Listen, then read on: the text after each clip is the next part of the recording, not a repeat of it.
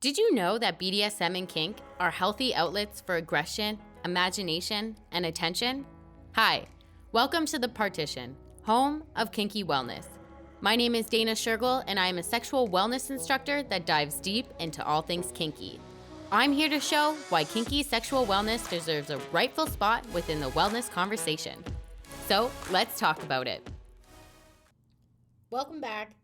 Today is a bit of a rant. I used to think people slandered BDSM and kink because they wanted to partake in it so badly that it scared them. And although this might be true for some people, I think there are people out there that slander BDSM and kink because they know the power that BDSM and kink and overall kinky sexual wellness can give to us. I don't think it's by chance that BDSM and kink have such negative connotations.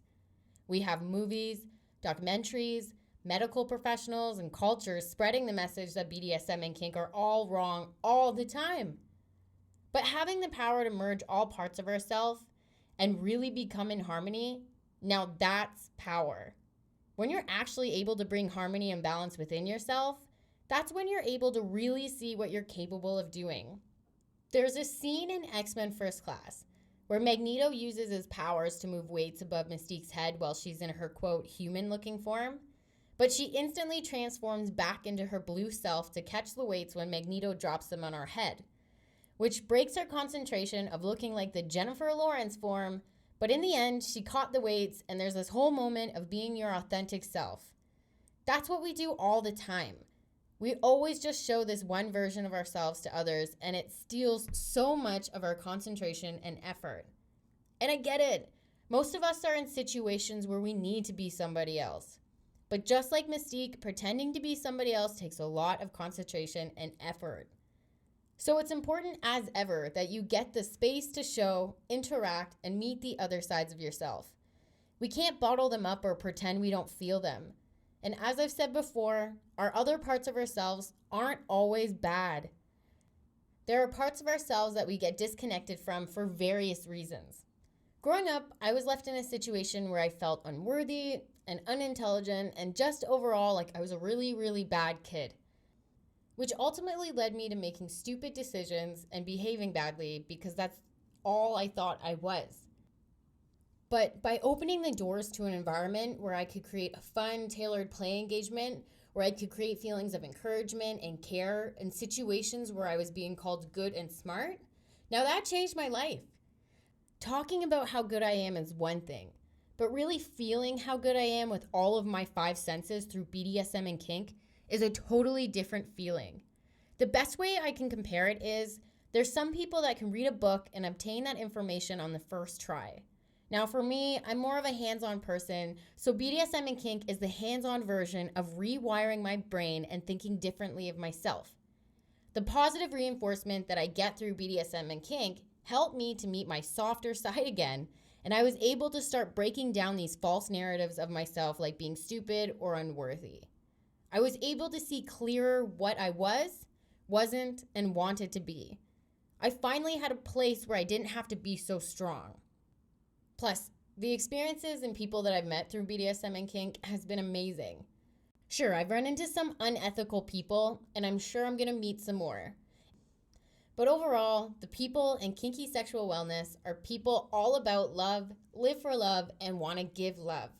It's based on consent, ethics, accountability, boundaries, yet comes with a super big openness for personal exploration and expansion. Being surrounded by such a beautiful message and group of people that were so open to love helped me to feel like I had a family. And I know I'm not the only one who was raised with a troubled background. So it's a really big problem to me when I hear people trying to discredit such an amazing thing where you can create feelings of encouragement, love, and really anything you want to feel. And why shouldn't we be able to do that? What is so wrong with creating things that we want to feel? Just because how I create feelings might look different than how someone else creates those feelings doesn't mean it's wrong.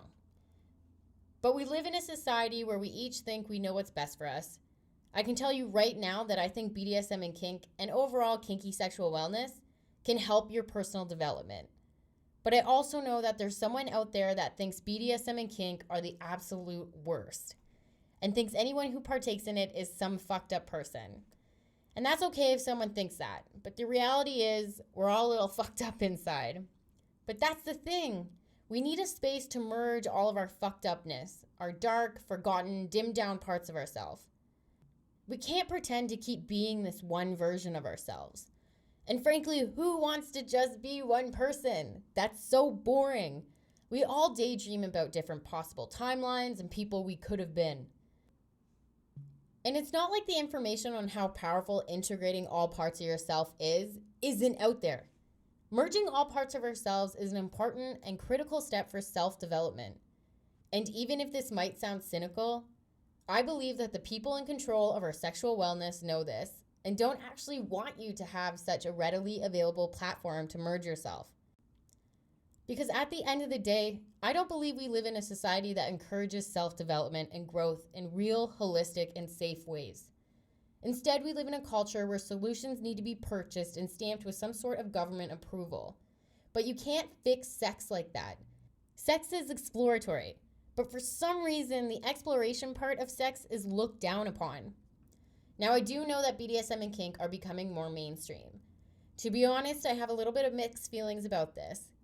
It's like I'm seeing BDSM and kink gear and clothing and accessories of it and all of that jazz, but I'm not hearing anything about education, consent, ethics, and it's not like what you see on TV or porn. And not to mention that they're not mentioning anything that there's a degree of danger when you go into BDSM and kink. Nothing, no. All I see is this just glamorous side and the basics just aren't there. It's so easy to slap some leather on a celebrity and claim BDSM and kink nowadays. What people need to remember is some of these celebrities have nothing to do with BDSM and kink. Absolutely nothing.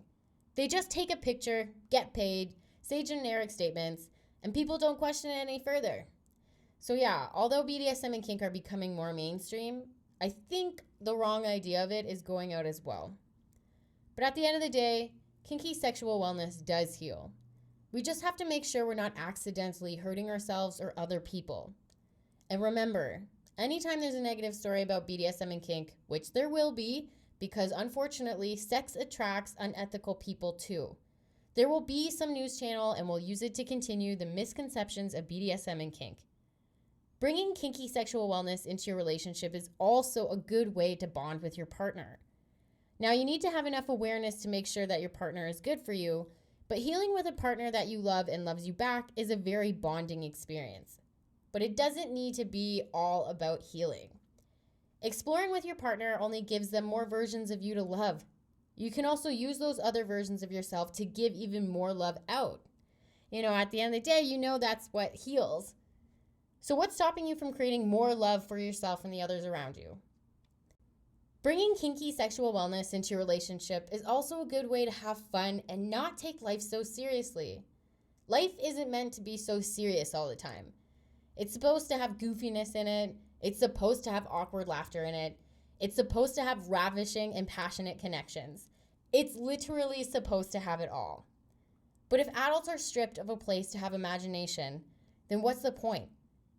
If we aren't able to think for ourselves and have to follow every single rule that's been given to us, what kind of life is that? Life is supposed to be creative. Kinky sexual wellness gives adults that outlet for creativity, for imagination, and for thinking. Saying to adults that using consenting sex as a creative outlet for healing, bonding, and exploring shouldn't be that hard. But apparently it is. And apparently it's not very hard to take down people that are trying to spread that positive message. There will always be controversies within the sex world, but those controversies shouldn't overshadow the positive light that kinky sexual wellness can give. Don't let any controversy regarding sex overshadow the fact that you need to give some attention to your kinky sexual wellness in order to have a chance at true self-development.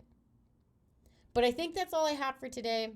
And remember, regardless if there's people out there that don't want you to know about kinky sexual wellness, I want you to know that there's a whole lot of people out there, including myself, that are trying very hard to raise awareness of the positive benefits kinky sexual wellness can give.